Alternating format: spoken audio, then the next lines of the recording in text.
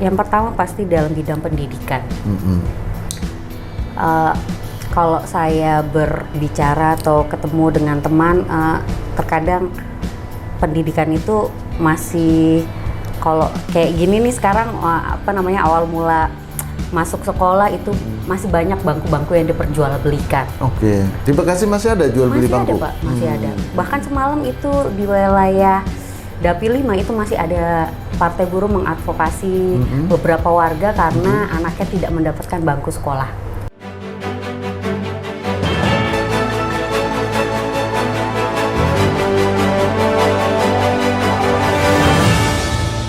Halo Sobat Warta Kota, Assalamualaikum warahmatullahi wabarakatuh. Salam sejahtera buat kita semua. Om Swastiastu, Namo Buddhaya, salam kebajikan. Jumpa lagi dalam program Jakarta Memilih. Bersama saya, Suprapto Sastroatmojo, akan membawa Sobat Warta Kota untuk bincang-bincang dengan tamu kita pada hari ini, yaitu Mbak Sari Ekowati. Beliau adalah bakal calon anggota legislatif atau calon anggota DPRD Kota Bekasi. Selamat datang Mbak Eko atau Mbak Sari ini? Mbak Sari aja Pak. Mbak Sari, ini meskipun menggunakan kaos hitam, kemeja putih, tapi orennya tetap ada ya, karena ciri khas Partai Buruh itu oren. Orange, betul. Nah, mungkin bisa jelaskan dulu nih cerita oren itu gimana ceritanya, kenapa dibeli warna oren nih? Saya kurang paham ya Pak, kenapa pemilihan warna orange, mungkin agak lebih ceria mungkin ya. Ceria ya? Nggak seperti yang stigma orang-orang kalau Partai Buruh tuh kerjanya demo gitu, gahar, sarang gitu. Jadi dipilih kayaknya warna orange agar lebih ceria kayaknya. Agak lebih ceria ya. Nah, Mbak Sari bisa mungkin memperkenalkan diri dulu kepada pembaca Warta Kota, siapa itu Mbak Sari, supaya langsung bisa dikenal oleh para penonton Warta Kota. Oke, baik. Assalamualaikum warahmatullahi wabarakatuh. Nama saya Sari Ekowati. Saya caleg DPRD Kota Bekasi, Dapil 1 dengan wilayah Bekasi Selatan dan Bekasi Timur.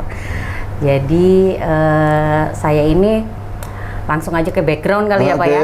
Background saya itu sebenarnya tenaga pengajar Pak. Tenaga pengajar ya? Guru? Dosen Pak. Dosen? Dosen lebih tepatnya di salah satu perguruan tinggi swasta di Jakarta. Oke, ngajar apa nih? Atau panggilnya Mbak Eko aja ya? Mbak Sari ya? Mbak Sari. Mbak Sari, ngajar apa nih? Ngajar ilmu komunikasi Pak. Ilmu komunikasi ya? Betul.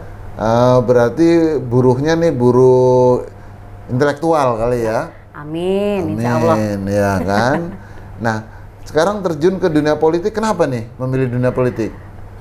Alasannya sih sederhana ya Pak, karena keresahan pribadi awalnya itu karena saya merasa kok jadi buruh tenaga pengajar kok nggak sejahtera gitu. Sama seperti, ternyata masalah saya juga sama seperti kawan-kawan sejawat lainnya, yaitu tenaga pengajar lainnya. Kenapa kami kok tidak sejahtera gitu? Padahal kami ini tugasnya adalah mendidik generasi bangsa agar bisa hidup mandiri, kemudian hidup sejahtera.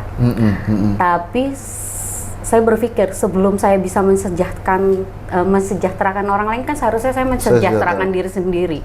Diri sendiri dulu baru orang lain gitu ya.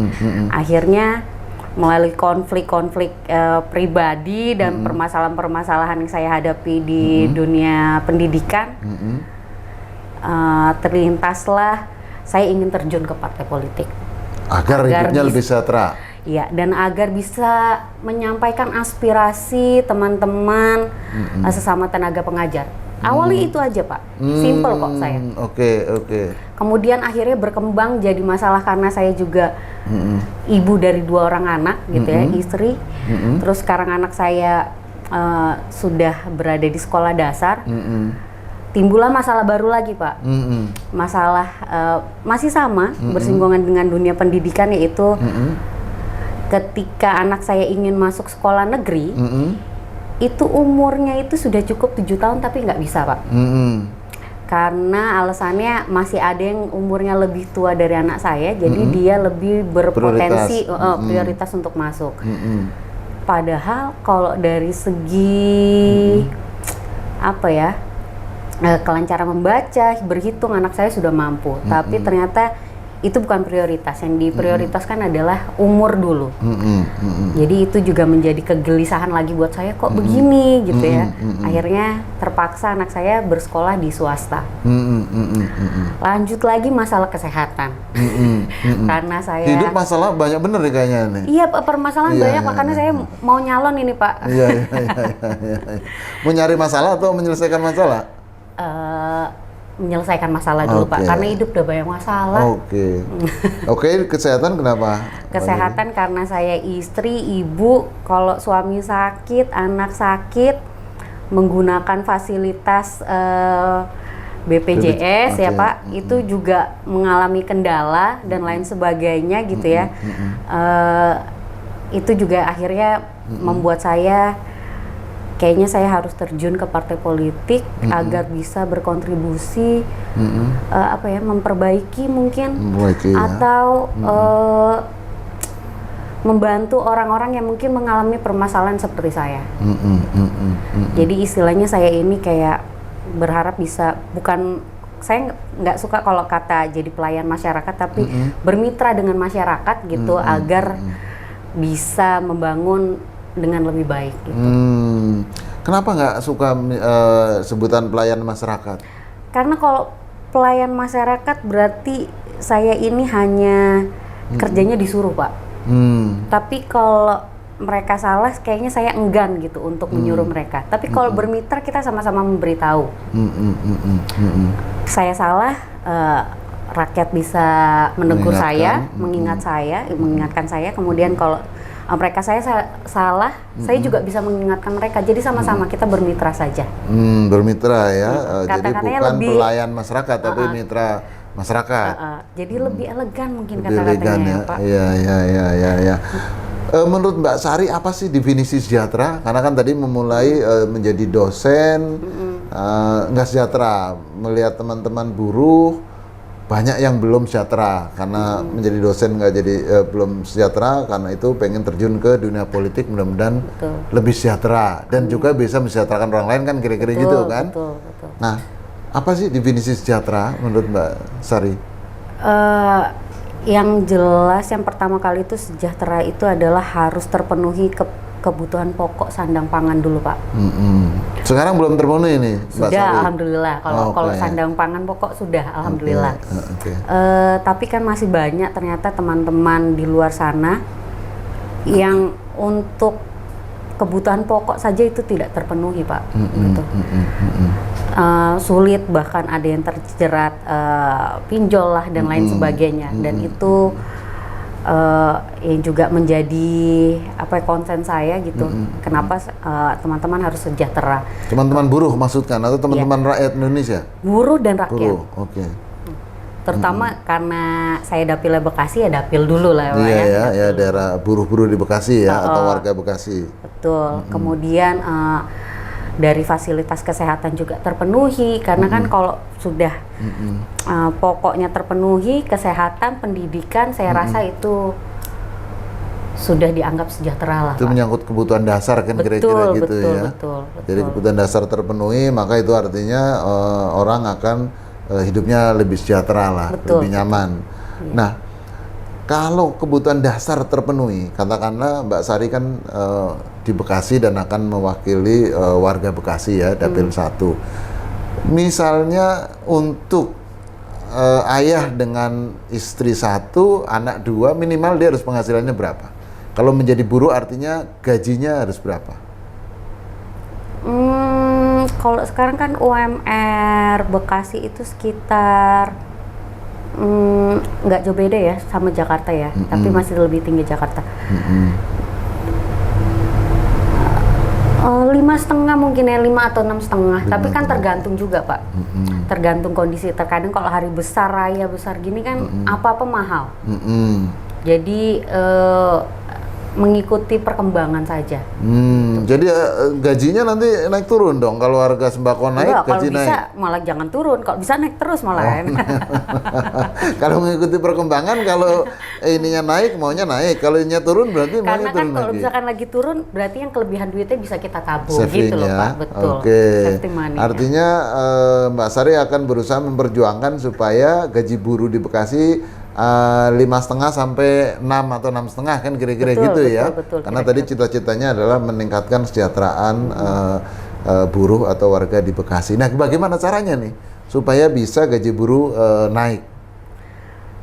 Ya itu nanti kita berkoordinasi dengan pemerintah setempat ya Pak, bagaimana gitu, atau pemberi kebijakan setempat. Karena kalau dari partai buruhnya sendiri untuk bekerja kan nggak bisa sendirian, tentu harus berkoordinasi dengan beberapa pihak. Tapi kalau soal gaji buruh itu kan yang paling banyak menentukan sesungguhnya kan pengusahanya.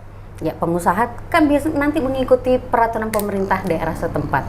Oke. Mau begitu. Tapi Mbak Sari punya bayangan nggak idealnya sebenarnya kalau di Bekasi itu dengan kota seperti, ya dia kan udah kota metropolitan juga lah ya, dengan mampu nggak sebenarnya buruh-buruh itu untuk perusahaan-perusahaan itu untuk membayar gaji buruh sebesar yang tadi disebutkan itu 5,5 sampai 6,5 itu? Harusnya mampu ya Pak, harusnya mampu ya, karena kan di Bekasi itu adalah pabrik industri terbesar gitu.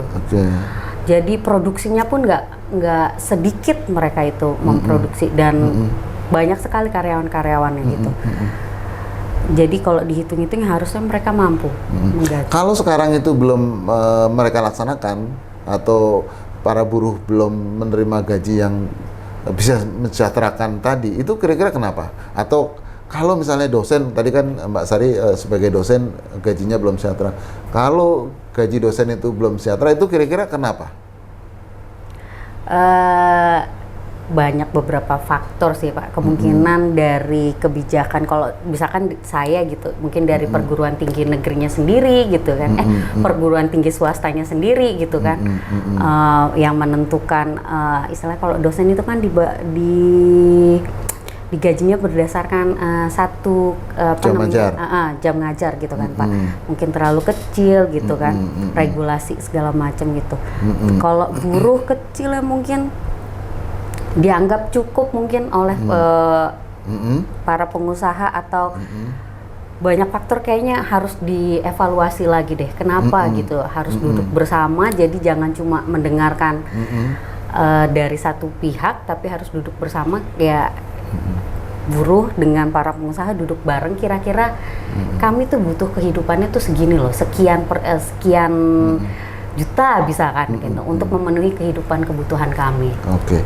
Misalnya sebelum menjadi caleg kan, sebagai dosen ketika merasakan gaji kecil, pernah nggak Mbak Sari menyuarakan aspirasinya itu kepada kampus atau kepada manajemen kampus bahwa gaji dosen ini kecil nih, naikin dong misalnya kayak gitu? Sudah, tapi itu balik lagi terkendala ada waktunya. Jadi memang alasan saya juga nyalek juga dari kalau dosen itu kan kenaikan jabatannya kan diatur ya Pak oleh Kementerian Pendidikan dan Kebudayaan. Nah, kenaikan jabatannya ini waktunya itu tidak terlalu lama. Jadi kalau kenaikan jabatannya terlalu lama, ya kenaikan honor kami pun juga akan terkendala. Belum tuntutan tridharma, perguruan tinggi lain sebagainya, yaitu juga membuat apa ya namanya, ya istilahnya pemasukan kami terpakai, karena tridharma itu kan kami mengeluarkan duit juga Pak, untuk pemberdayaan masyarakat, kemudian membuat jurnal gitu. Tridharma itu kan apa namanya, kegiatan sosial lah ya. Betul. Kemudian satu lagi soal penelitian kan kira-kira gitu ya, selain mengajar kan kira-kira gitu, 3 ini kegiatan dosen. Nah artinya gaji sebagai dosen itu terpakai untuk kegiatan sosial kemasyarakatan, kan kira-kira gitu ya. Dan jurnal lainnya. Sedangkan seharusnya kan itu adalah menjadi salah satu instrumen yang harus diperhatikan Kementerian dan Kebudayaan, bahwa itu kami tuh dosen harus difasilitasi masalah itu agar tidak mengganggu keuangan utama, karena kita juga harus membiayai keluarga kan Pak. Ya, artinya selain gaji utuh, tapi kalau misalnya mau bakti kegiatan sosial kemasyarakatan, pengabdian masyarakat lah ya, itu harus ada dana lagi nih dari Iya, kementerian. kalau di luar negeri kan gitu Pak. Kalau misalnya mau ada atau menulis untuk jurnal harus ada biaya lagi untuk biaya jurnal. Kalau bisa digratiskan lah Pak. Digratiskan ya. Kalau jurnal itu kan bukan urusannya kementerian itu kan. Itu menjadi indeks penilaian kami Pak. Indeksnya kalau di jurnalnya, tapi biaya pemuatan di jurnal kan emang Kan menteri itu juga menjadi portfolio mereka bahwa pendidik di Indonesia itu berkualitas dengan menerbitkan jurnal-jurnal yang berkualitas juga. Oke. Nah, sekarang buruh di Bekasi itu kan gajinya sebenarnya sudah relatif lebih tinggi dibandingkan daerah-daerah lain ya. Kalau di Jawa ya tertinggi kan Indonesia lah, Kerawang ya, baru kemudian ya sekitar Jakarta lah, Jabodetabek termasuk Bekasi. Nah, bagaimana dengan daerah-daerah lain menurut pandangan Mbak Sari kan kira-kira gitu? Katakanlah kalau di Bekasi ya misalnya tetangganya lah kabupaten atau mungkin di Purwakarta atau di Subang misalnya kayak gitu. Apakah mereka udah lebih sejahtera? Saya kurang paham ya Pak kalau masalah itu ya, karena wilayah lain tidak berfokus ke situ, saya berfokus hanya di dapil saya saja di dapil. dulu. Nah, sejauh ini sudah berapa buruh yang bisa dikelola oleh Mbak Sari sebagai tim relawan atau apa? Karena kan bagaimanapun juga untuk bisa menjadi calon anggota legislatif kan harus ada tim, kira-kira gitu. Terus terang saya tidak punya tim sukses Pak. Oke. Jadi kami ini di Partai Buruh sesama caleg itu ya kami bekerja sama untuk saling membantu caleg satu sama lain. Jadi jarang sekali, malah hampir tidak ada Pak caleg-caleg ini mempunyai tim sukses. Jadi kita saling mendukung satu sama lain, itu yang uniknya di Partai Buruh. Contohnya gimana nih? Contohnya nih menarik juga nih. Misalkan karena saya basicnya adalah seorang pengajar, ya ilmu komunikasi, branding, ketika mereka teman saya di dapil misalkan ingin sosialisasi ke masyarakat, terus memberikan pelatihan tentang komunikasi, saya dengan sukarela membantu. Walaupun kami ya kalau ibaratnya kalau di politik kami saingan. Okay, tapi saya membantu sukarela gitu, menjadi pembicara, narasumber di dapil teman saya gitu, untuk memberikan pelatihan kepada masyarakat.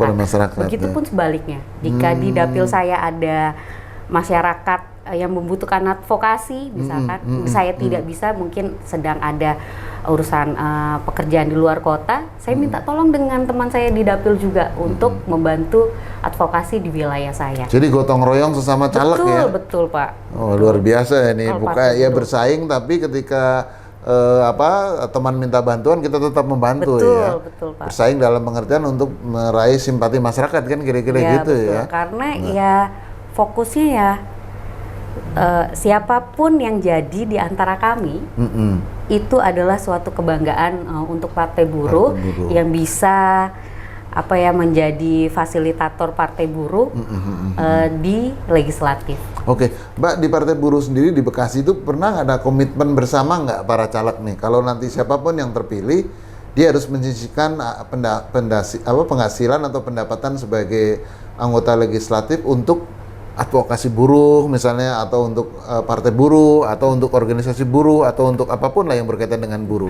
Sebelum kita terpilih saja itu sudah ada Pak kayak gitu. Kita tuh secara sukarela buruh menyisihkan duit untuk partai buruh agar uangnya itu dipergunakan untuk urusan buruh. Misalnya apa tuh? Misalkan kalau sakit gitu, salah satu keluarga dari Partai Buruh sakit, itu kita pasti akan bantu. Atau misalkan ada satu wilayah, misalkan masjid itu perlu dibantu direnovasi, kita akan dengan sukarela. Oh, dari dana urunan itu ya? Betul. Selama ini berapa yang dana patungan itu sudah terkumpul? Atau masing-masing buruh itu diminta berapa? Sukarela Pak. Sukarela, jumlahnya sukarela. Kalau jumlahnya seluruhnya saya nggak tahu ya, karena banyak sekali buruh di Partai Bekasi. Banyak ya. Itu dikumpulnya ke partai atau lewat calegnya atau ke partai ya. Ke partai. Lokal buruh lah artinya. Partai buruh yang tingkat lokal Bekasi kira-kira gitu, bukan ke DPP ya. Bukan. Esko. Eksekutif komite ya. Iya, Ya istilahnya pengurus itu eksekutif komite ya. Iya, betul. Mbak Sari sebagai apa di Esko Bekasi ini? Saya hanya sebagai anggota, Pak. Sebagai anggota ya. Sobat Warta Kota, kita tahu bahwa Partai Buruh mempunyai sebutan yang agak berbeda dibandingkan partai-partai lain ya. 18 partai politik yang akan berlaga dalam pemilu 2024. Istilahnya eksekutif komite. Nah, jadi kayak PSSI juga. Nah, yang ingin saya tanyakan ke Mbak Sari sebagai calon anggota legislatif di daerah pemilihan Bekasi, menurut Mbak Sari ini apa yang perlu diperbaiki dari Kota Bekasi ke depan supaya lebih baik buat warganya? Yang pertama pasti dalam bidang pendidikan. Kalau saya berbicara atau ketemu dengan teman, terkadang pendidikan itu masih, kalau kayak gini nih sekarang awal mula masuk sekolah itu masih banyak bangku-bangku yang diperjualbelikan. Oke. Di Bekasi masih ada jual beli bangku? Masih ada, Pak, masih ada. Bahkan semalam itu di wilayah Dapil 5 itu masih ada Partai Buruh mengadvokasi beberapa warga karena anaknya tidak mendapatkan bangku sekolah. Di Dapil 5 tuh wilayah kecamatan apa aja tuh? Saya lupa ya kecamatan apa. Yang jelas dia Karawang. Karawang. Apa ya? Cikarang mungkin ya. Cikarang. Cikarang dan beberapa wilayah lainnya lah di Dapil. Di Kota Bekasi, bukan kabupaten kan? Kabupaten ada. Kabupaten. Di kabupaten ada, di kota juga ada, Pak, sama. Oh enggak, yang tadi Dapil 5-nya itu Dapil 5 yang kabupaten. Di kabupaten. Oh, bukan Kota Bekasi. Ya, di Kota Bekasi pun ada praktek-praktek seperti itu. Jual beli. Kalau Mbak Sari kan dari Kota Bekasi, oke. Kota Bekasi. Jual beli bangku itu dalam pengertian agar diterima atau bagaimana? Iya, agar diterima, Pak. Jadi bayar. Untuk dapat bangku itu dia bayar. Untuk diterima atau untuk dapat bangku? Untuk diterima dan dapat bangku. Oh, memang ada yang diterima tidak dapat bangku.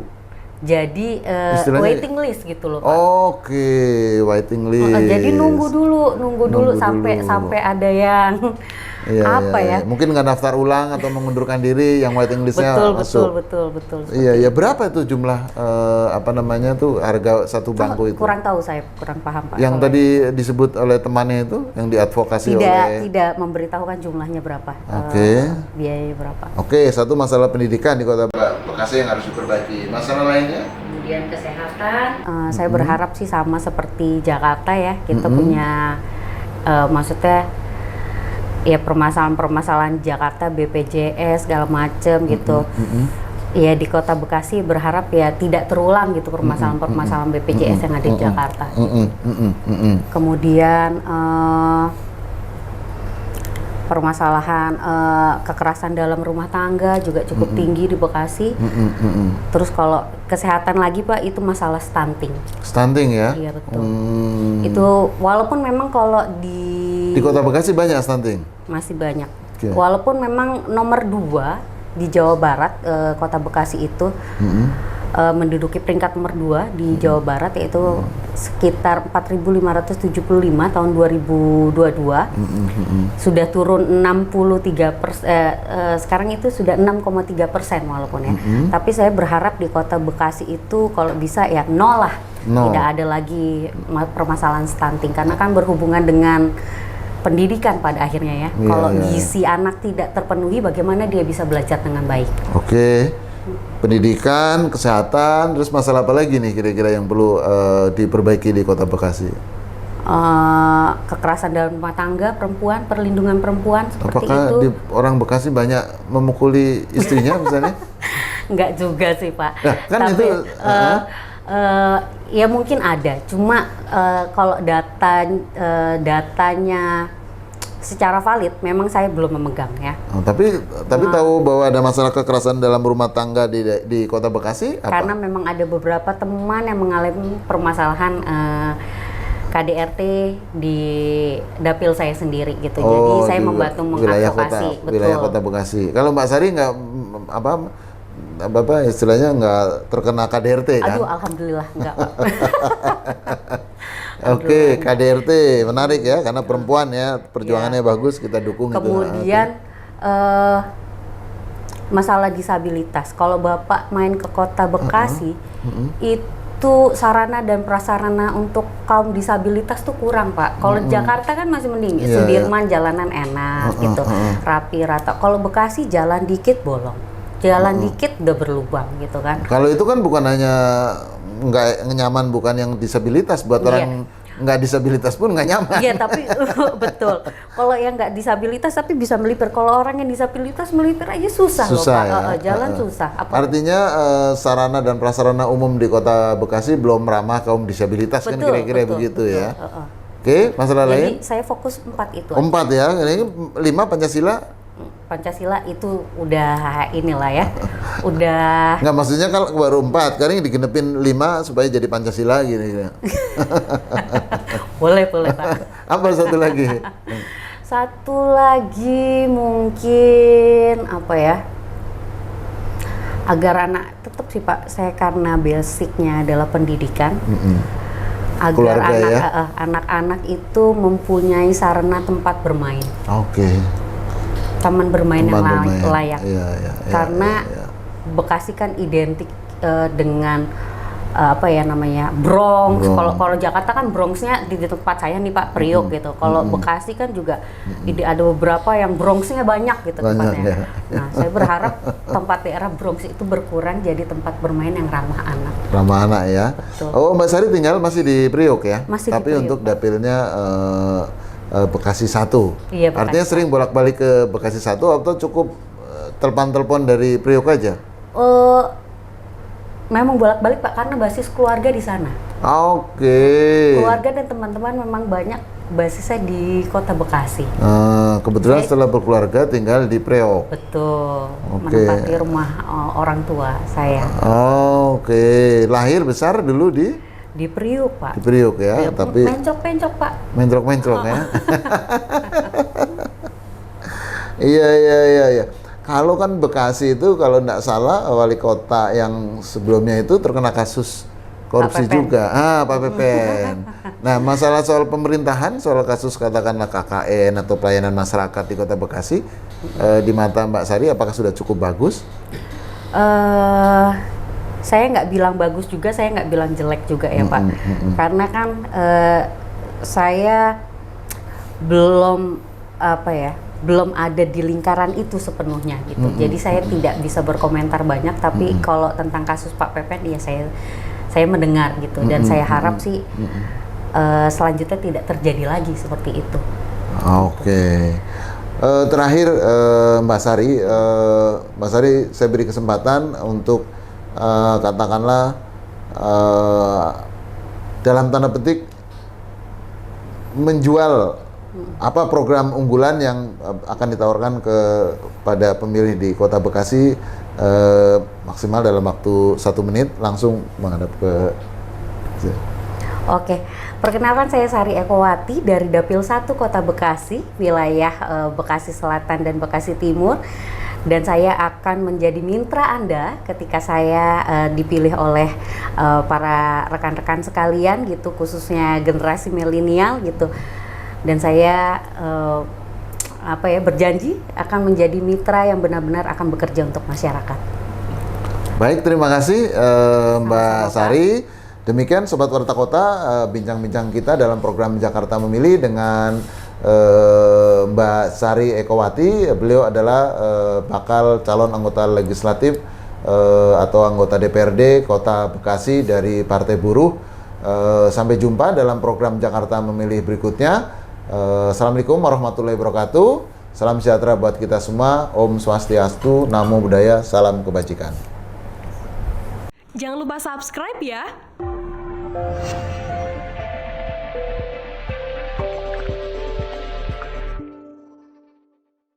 Jangan lupa subscribe ya.